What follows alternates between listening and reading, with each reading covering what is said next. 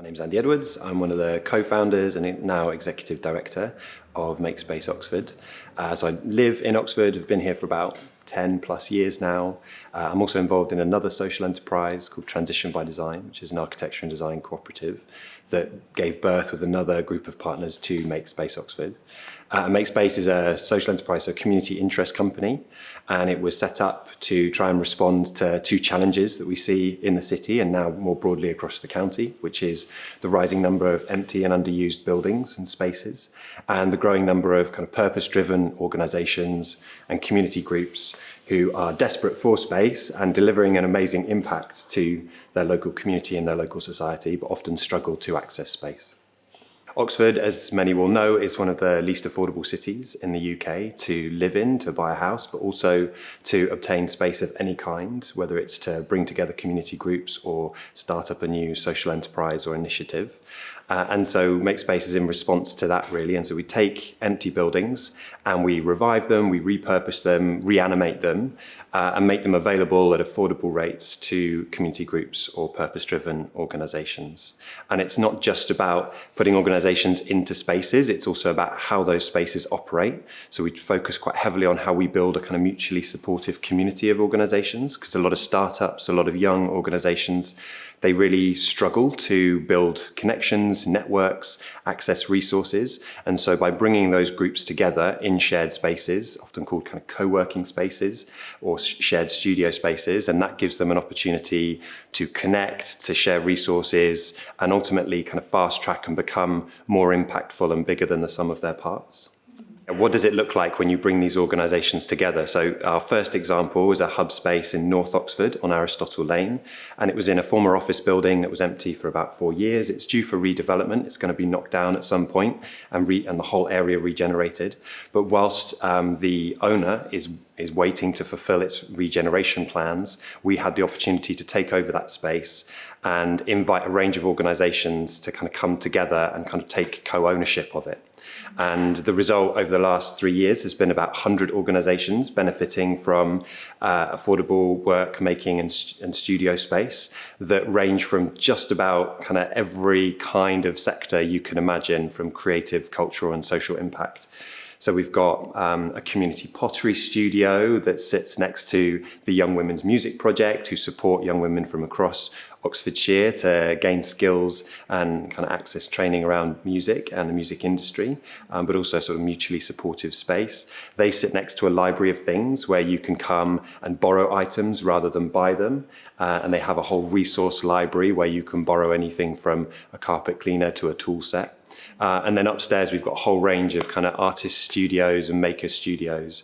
And again, up there, we've got sort of weavers, tailors, illustrators, artists, architecture practices. And the idea is this, what we call kind of conscious curation. So it's the idea of trying to build a sort of mutually supportive community where there's quite complementary, even if sometimes slightly unusual and diverse skills and resources that people can then benefit from. And the thing that excites us most is we've looked at that community, we've asked them what they've loved most from being in that building, and it's how they form collaborations and learn from one another. And at least a third of the organisations that have occupied that space over the last few years have formed some kind of formal collaboration in some way. And that's what really matters to us, is that kind of harnessing each other's resources and support. What does equity mean to Makespace? It means, I think, taking a look at the system in which we find ourselves and trying to redesign from the bottom up, not just to kind of level the playing field, but to actually acknowledge some of the historical, structural and systemic failings, inequities ultimately, and see how we can actually shift our practices and those in our community to make it a more open and welcoming and accessible place for everyone ultimately. And we do that primarily through access to space.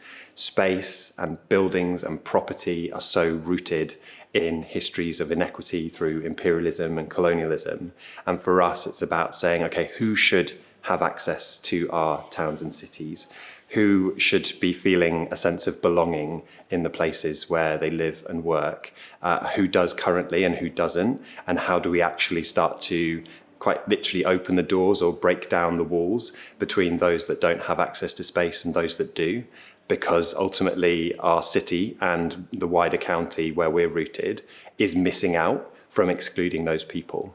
We're missing out on a whole strand of creativity and expertise, and so it's about really, trying to embrace that and welcome that.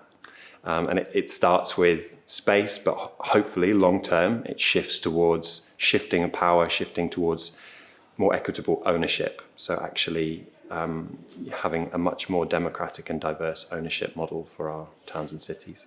The tool that we use is meanwhile space. So it's that small period of time when a building becomes empty and it's awaiting longer term redevelopment, where you can go in and be quite creative, experimental, disruptive, and you can test things that perhaps within the normal run of regeneration isn't acceptable or isn't very commonplace.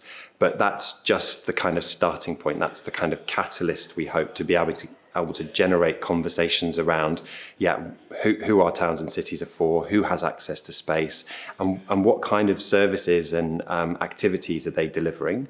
So the kind of long-term goal is this shift towards a much broader ownership model, where it isn't just happening within a small moment of meanwhile or temporary space whilst a bigger kind of more traditional regeneration program is underway, but it actually forms part of the evolving tapestry of the city to a longer term and fundamentally more foundational change to how our cities are owned and operated.